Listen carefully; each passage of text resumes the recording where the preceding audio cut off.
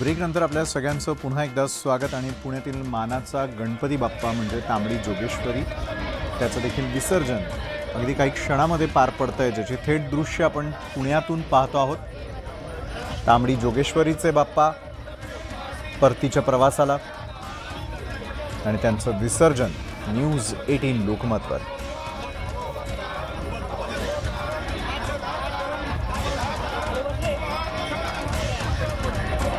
पाच मानाच्या गणपतींचं जोपर्यंत विसर्जन केलं जात नाही तोपर्यंत अनेकविध असलेल्या मंडळांचं देखील विसर्जन पार पडत नसतं।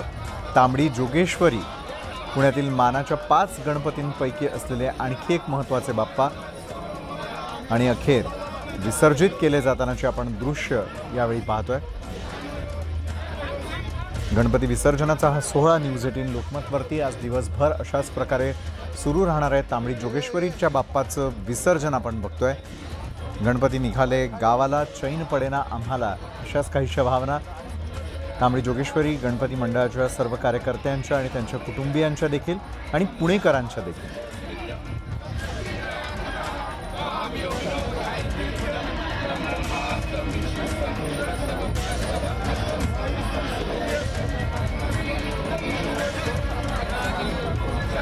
पुण्यातही पर्यावरण संवर्धनाच्या माध्यमातून जनजागृती करण्यासाठी पुणे महापालिकेतर्फे कृत्रिम तलावांची निर्मिती केली जात असते। अशाच प्रकारे तांबडी जोगेश्वरीचे गणपती बाप्पा त्यांना देखील निरोप दिला जातोय।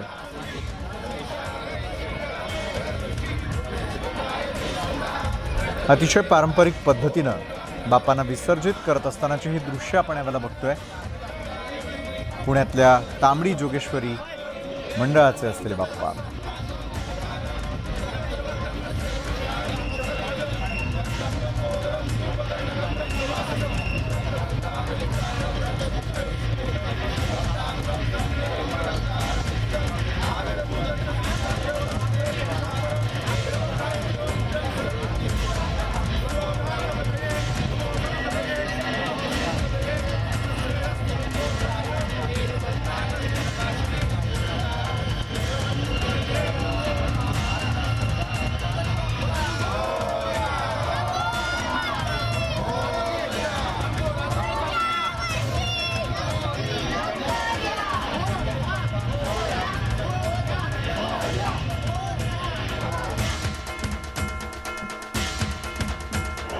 तर इकडे मुंबईच्या रस्त्यांवरती आता जसजशी संध्याकाळ होतीये तसतशी गर्दी वाढायला सुरुवात झालेली आहे। गणेश भक्त हे घरातून बाहेर पडलेले आहेत।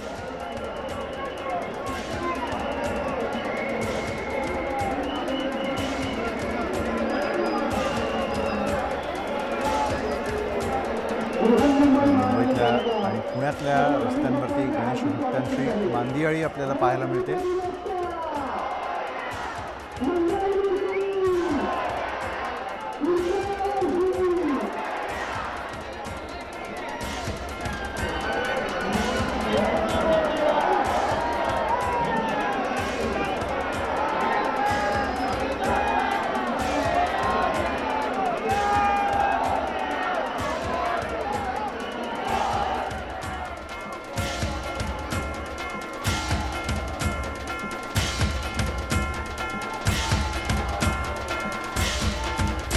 गिरगावातली आपण दृश्य बघतोय यावेळेला।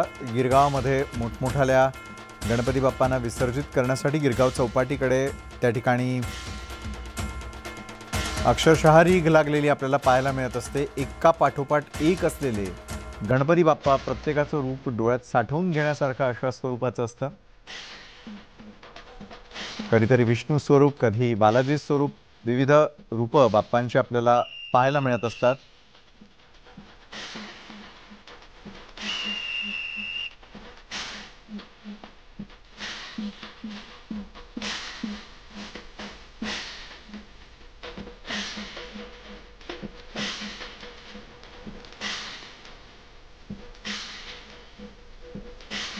प्रत्येक मंडळ हे दरवर्षी आपल्या बाप्पांना कसं वेगळ्या स्वरूपामध्ये त्या ठिकाणी दाखवता येईल यासाठी धडपड करत असतात।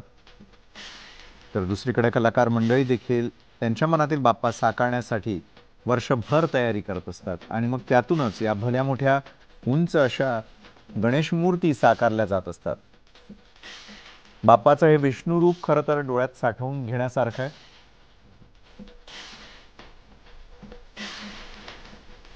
शेषनागाच्या शय्येवरती असलेले विष्णू स्वरूपातले बाप्पा.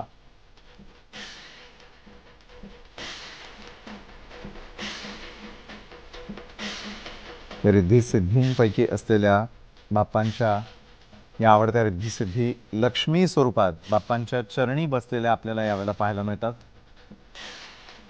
खरोखर कलाकारांच्या असलेल्या रचनेला वाव नाही जे म्हणतात तेच खरं. कारण मंडळांमध्ये जरी बाप्पा विराजमान होत असले, त्याचं कोड कौतुक केलं जात असलं तर देखील त्यामागं हात जे काम करत असतात कलाकार मंडळींचे, त्याकडेही लक्ष वेधून घेणं हे अत्यंत आवश्यक आहे. पण 2 वर्षाच्या काळामध्ये या कलाकार मंडळींचं देखील मोठ्या प्रमाणात नुकसान झालेलं होतं. कारण अनेक गणेश मंडळांनी यंदा गणेशोत्सव साजरा न करण्याचा निर्णय घेतलेला होता. कारण जगभरामध्ये पसरलेली महामारी असेल, कोरोनाचं हे संकट असेल, त्या पार्श्वभूमीवरती मात्र अनेक गणेश मंडळांनी गणेशोत्सव साजरा न करण्याचा निर्णय घेतलेला होता. मात्र यंदा 2 वर्षांच्या या खंडानंतर का होईना बाप्पा सर्वत्र विराजमान झाले आणि कलाकार मंडळींना देखील सुगीचे दिवस आले. झालेलं नुकसान भरून घेता आलं. मुंबई आणि पुण्यातली आपण दृश्य यावेळेला पाहतोय. पुण्यातील असलेलं शिवगर्जना पथक हे देखील अतिशय नावाजलेलं अशा प्रकारचं पथक आहे.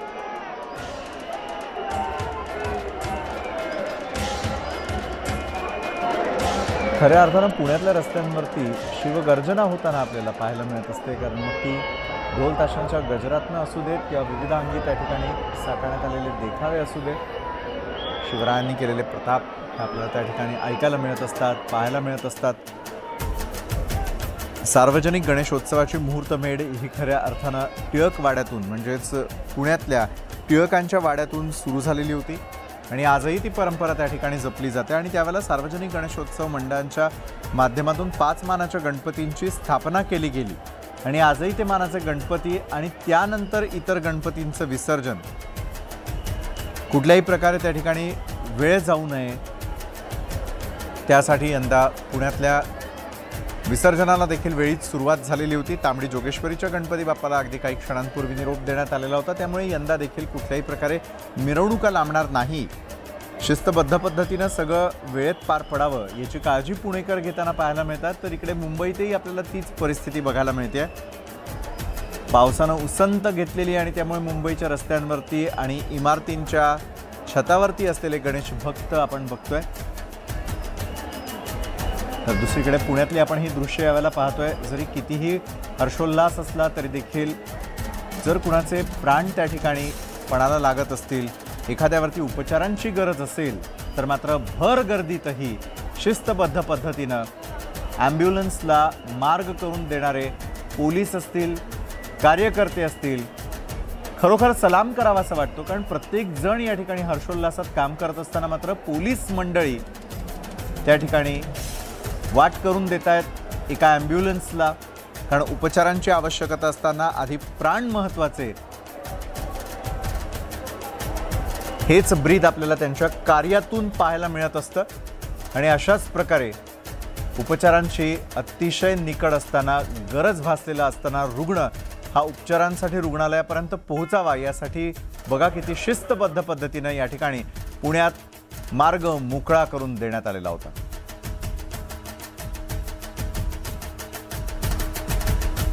आणि यावेळेला आमचे प्रतिनिधी आपल्यासोबत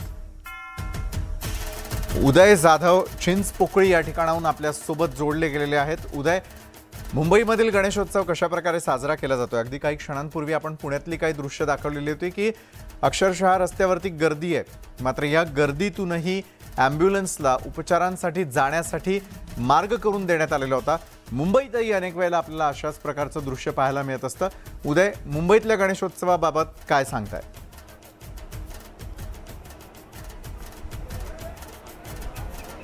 मुंबईतल्या गणेशोत्सवाबद्दल बोलायचं झालं तर मुंबईतलं लालबाग हे उत्सवांचं माहेरघर म्हटलं जातं.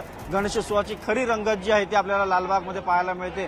विशेष करून अनंत चतुर्थीला विसर्जन सोहळा जो आहे अतिशय नेत्रदीपक असो. आज सकाळपासूनच लालबाग परिसरामध्ये ज्या प्रकारे एक विसर्जन सोहळा जल्लोषामध्ये सुरू झालेला आहे त्यावर आपण म्हणू शकतो की एकंदरीत पुन्हा एकदा जी आहे लोकांची उत्साह जल्लोष जो आहे तो परत आलेला आहे. आपण इथे पाहू शकतो. आपण आता चिंचपोकळी ब्रिजवरती आहोत. चिंचपोकळी ब्रिजवरचं महत्व म्हणजे थोड्याच वेळात इथे लालबाग सरायची विसर्जन मिरवणूक